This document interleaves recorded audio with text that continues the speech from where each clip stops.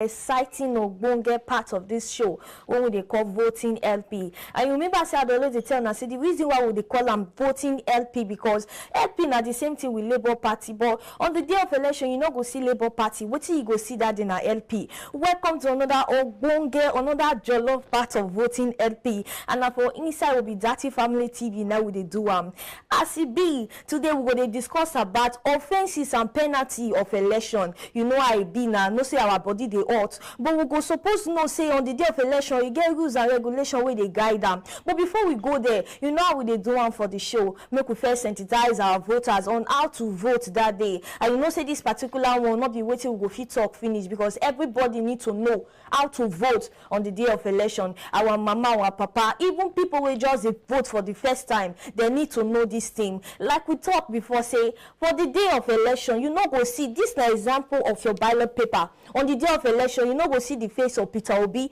For your ballot paper, you know go see the face of Dati Baba Ahmed. He running mate for your ballot paper. What you go see for your ballot paper na the party logo. And you know say the party logo, we talk say the party logo get just two color, the red and the green. And inside the party logo we get unit, family unit of mama, papa and pikin. Now you go to see if you not feel remember red and green that day, just remember say now only Labour Party logo now carry mama, papa and one side pikin. And we talk am again say on the day of election you go see beside the party logo LP me say Labour Party, but you no go see Labour Party on that very day spell completely. You go see an LP beside it. Now so you go tell me that day on your ballot paper. And another thing we suppose know now how to cast, how to do our vote on the day of election. How to cast our vote on top of our ballot paper on the day of election. Now good thing say our principal, the person of Peter Obi, the presidential candidate of the Labour Party, he don't do one sweet video. If you never watch him before, go watch him. He do one sweet video.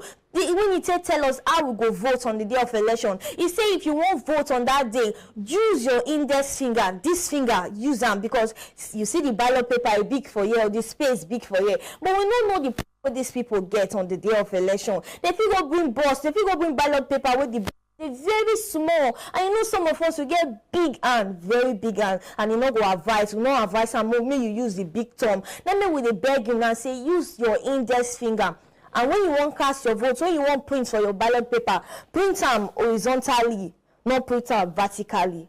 Print them like this. Not put them like this. The reason why we say me you put it like this, I don't talk about before. You know, say the boss is small, and your index finger, as some of us get very big index finger. It good say if you print them like this, the ink you know go touch the edge of the boss or the bottom of the boss. You know go even exceed the middle of the boss. So you just touch your ink small.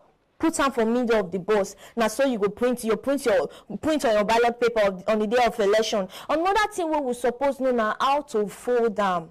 One thing na to vote, so one thing na to another thing na to know the party logo. But another thing we will suppose know now how to fold them, how to fold our ballot paper. After we don't identify the logo finish, we don't cast our vote finish. How to fold them? Our advice na say more na fold them straight like this, vertically. More na not bend them like this. More na not fold them horizontally. More na not fold them horizontally.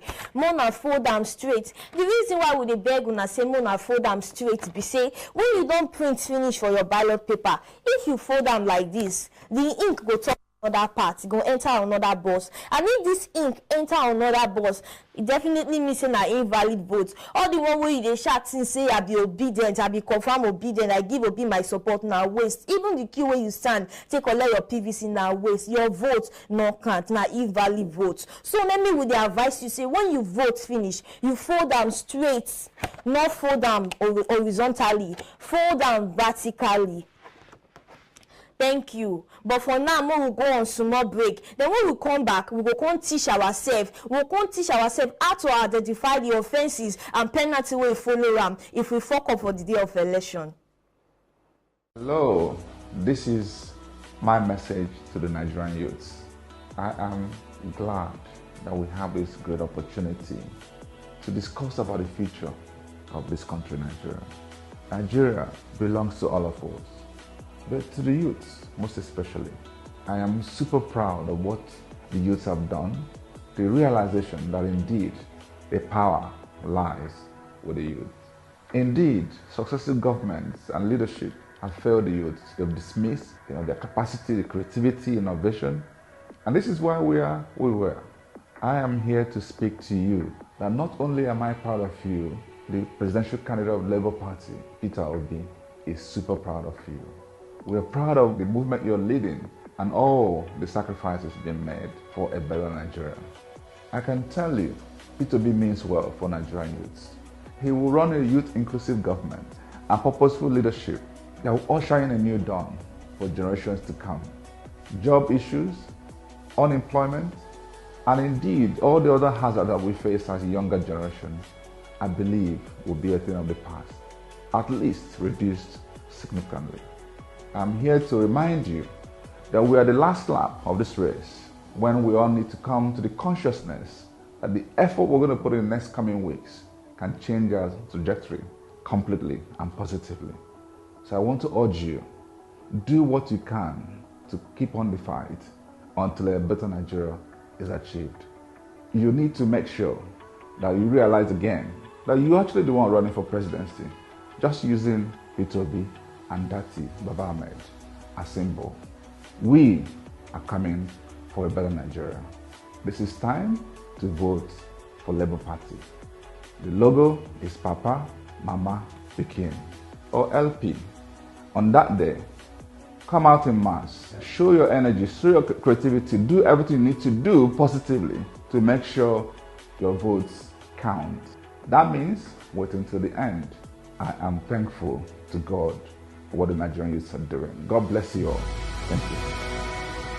Welcome back, my people. Now still Obidati Family TV. Now they give you this update for our Inside Voting Labour program. So as we talked about before we go on break, we say when we come back, we will talk about the offences and penalty when you follow of election. These offences and penalty when they talk, we say, say election don't they come. The election down they come, and all of us we don't plan. Many of us we don't work together. We don't do so many things. We don't gather. We don't mobilize grassroots people. We don't go market. We don't sensitize. We don't do so many things concerning this election. But another thing we supposed know be say even as we do all those things, they put things together to make sure say this election work. May we see realize the fact say they get rules and regulation when they govern election. Rules and regulations we will suppose follow, and if we not follow those rules and regulations, it get penalty when you follow them. You get, and one of these rules and regulations, before we begin to talk about the rules and regulations, nothing say you exclude or not exclude yourself. Say I be just voter and I just to go there go cast my vote. Anybody can fall victim of these offenses. These electoral offenses over the talk. So even INEC officials, security officials, media houses, even the public, candidates and their officials, anybody can fall victim of these offenses. What would they talk about? So that means nobody is above the law. Sure, you see I'm like that. Now we will go. One of these offenses we say, no let them see you that day with weapon. What do they call weapon? Bottle, knife, razor. Even needle, as little as pin. Not let them see you with weapon. We not say with the vest, you the buga, you want me the election go. If anybody do any of that, they go collect. I know, but calm down. Farabale, Jenje, small. When they go that day, election day, no go there with anything. In fact, search your pockets well. Make sure say pin not there your pocket. Go there, Jenje, go there with right mind. Go there with your right senses. Go there with the mind of say, I won't go cast my election. I won't go cast my vote. I want free and fair election. I don't want anything bad to happen. No, go there, go for our I know. We don't suffer rich, I know. We don't go through many things, I know. But at the same time, we will fight together to get peace and free and fair election. How you see them? Another one we go look, we say no good. If I know say some of us figure like 2 PVC, based on say the old one, the face get as it be, the old one wanting, or we be misplaced our PVC before, then we can't go do another one. Then at the verge of the election, we can't see our PVC. We can't say I can make her carry the 2 go. Maybe I feel use under the. I beg, no carry 2 votes, 2 PVC go your polling unit on the day of election.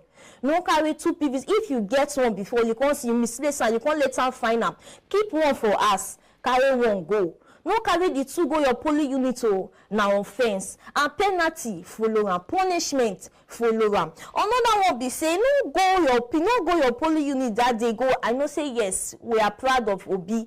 All of us dey support Obi, yes. But on the day of election, no way your party, no carry anything wey carry your party logo, no wear your party shirt, no even drive motor wey you paint to your party color go there, or you can't go there, you can't go advise people say vote for my candidate. Oh, e no good. E no good. Not make we dey use by now dey tell us, because we know say we don't put so many things in place, we don't work seriously aimlessly to make sure say this election work. But me not like say the very minute, the very day of the election, we can't do opposite. They can't give us penalty. They can't cancel our polling units. Check am now. On the day of the election, no go there, they go they canvas. No go there, they go they tell people say vote my candidate. Vote. We not say yes, Peter Obi na the legit candidate compared to other candidates. We know if you bring the other party, the candidates of the other party go. I'm talking about Tinubu and Atiku. If you bring them, they're not fit stand. They're not even lose the lace of Peter Obi's shoe. They're not worthy enough to lose the lace of Peter Obi's shoe. We know. But on the day of election, no go there, they convince people say vote Peter Obi, na Peter Obi. If not be Peter Obi, no go there. Let me before the election we dey do all these things, because we not say the day of election, the very day of election,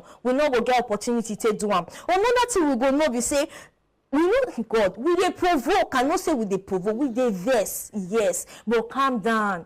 No go election, no go your polling unit on the day of election. Go dey scatter election property. Oh, go dey scatter INEC property. Or go snatch ballot box. My guy, calm down. Bring your mind down. Everybody they provoke. The present administration of the country, they make people eye the red, body they pepper us, we know. But calm down. Even as we they provoke, we they eager to vote. We won't cast our vote. We won't make sure say, yes, if not be Peter Obi, nobody. We will see put on for mind, say, the day of election, he good no calm down. No go they go scatter INEC property. Even if you see INEC pen for grand, pick and give them. If you see INEC pen for grand, pick and give them. Another thing we go look be say, if you see your neighbor, even if now you and I come out for house, you and I come out house, go the police station. If he or she they go cast their vote, not follow them. Even if na your blood sister, even if na your blood brother, even if na your mama, your papa, no follow them say, I won't go show am who he go vote or who she go vote. Leave am, make he go alone.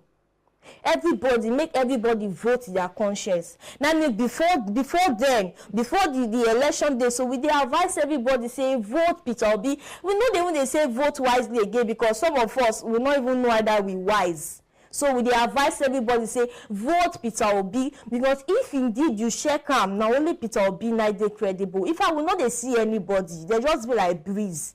We not dey see them. So on that day of election, no follow your partner go, not follow your mother or your father go the kubiku say for vote Peter Obi. I won't see what you they do. No, leave them, make them do what they want do. Allow them do what they want do. Because if you do one now offense, now electoral offense and penalty they will give you punishment. I said I will say they fit even cancel that police station. The result of that police station they will cancel, and you know what it mean. You know what it mean for this election. We need every vote, my vote, your vote. We need all our votes to count. So even as our body they hurt, our blood they hurt, we dey boil, our eye they red. Calm down.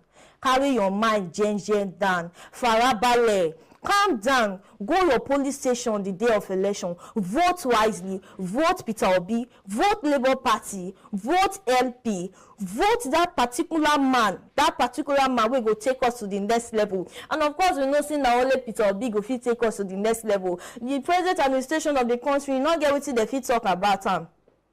I not even get story to talk about them. You not get story to talk about them, because if we say no, we begin the judge what they happen for Nigeria, nana, evening go reach, if tomorrow go reach, we not go come out here. But in order to change that narrative, in order to make this possible Nigeria where Peter Obi they talk, so who if you say they enough, if they good enough to vote, not be Peter Obi. Like we dey talk am before, say some people yesterday I be dey follow one of my person dey talk. He tell me say he get PVC, no know wetin you wan use am do. I say you get PVC, you no know wetin you wan use am do. Oh yeah, think well, think wise.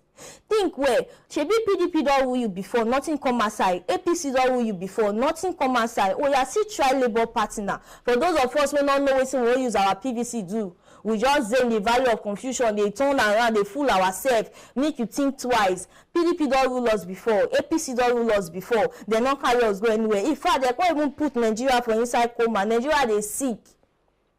Everything for the country just dey fall apart. Everything dey fall apart. Now some people they even they think or say some they say I be bats. I'm from bats. I'm from Tinubu. Everywhere they fall, Nigeria they fall apart. You won't go vote person when they fall on his own. Nigeria they fall. Everything they fall for Nigeria. You won't go vote person when they fall on his own. Who won't call help who? If you go vote leader when they fall, Tinubu they fall, Nigeria they fall. You won't go vote them. Who will carry each other up? Think wise now. Think well. On the other party go come outside, go begin they talk. Say if you vote me, I will give you this. I will give you that. I will give you everything you want. But you know they talk the exact thing when he go give us. If I tell them they get manifesto, they not even read their manifesto come outside. Now only Peter Obi, but yet they will come outside. They say that Peter Obi na man of big brain. Big ideas. Say they don't want ideas. Say idea no go fit solve the problem of the country. Look, we still shake am. Then we they not get big ideas. We they get political power. How many problem they solve? How many problem they solve?